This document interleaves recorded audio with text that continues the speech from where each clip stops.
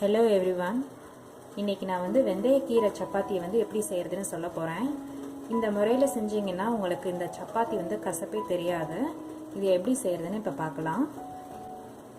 அதுக்கு ஃபஸ்ட்டு நம்ம வந்து வெந்தயக்கீரையை வந்து நல்லா அலசி எடுத்துக்கணும். மண் இல்லாமல் நம்ம நல்லா கழுவி எடுத்துக்கணும். இந்த மாதிரி நல்லா கொதிக்கிற தண்ணியில் வந்து கொதிக்கும் போதே நான் வந்து ஸ்டவ் ஆஃப் பண்ணிடுறேன். ஆஃப் பண்ணிட்டு தான் போடுறேன். ஒரு 2 நிமிஷம் இதிலே இருக்கட்டும்.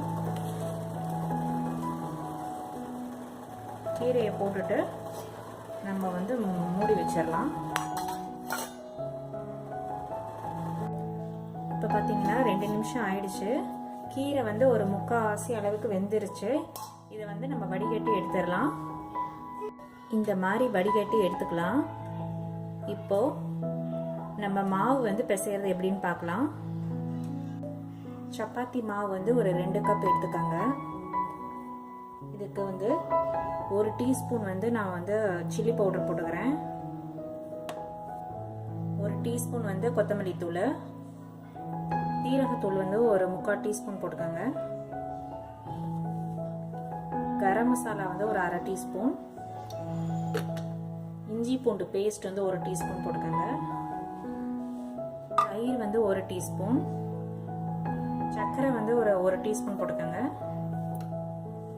நம்ம வேக வச்சிருந்த கீரையை ஆட் பண்ணிக்கலாம். 1 கப்பு வந்து உருளைக்கிழங்கு நல்லா வேக வச்சு தோலை எடுத்து நல்லா மசிச்சு வச்சிருக்கிறத வந்து ஆட் பண்ணிக்கலாம்.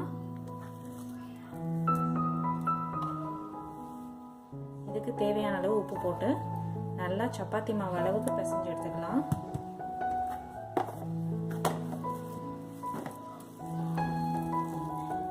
கொஞ்சம் கொஞ்சமா தண்ணி ஆட் பண்ணி பிசைஞ்சுக்கோங்க.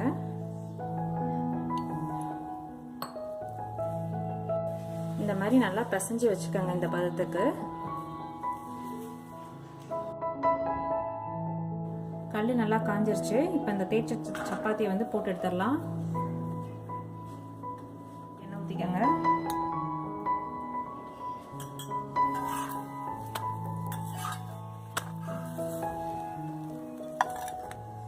அவ்வளோதான், நம்ம வெந்தயக்கீரை சப்பாத்தி வந்து இப்போ ரெடி ஆயிடுச்சு. இதை ட்ரை பண்ணி பாருங்க.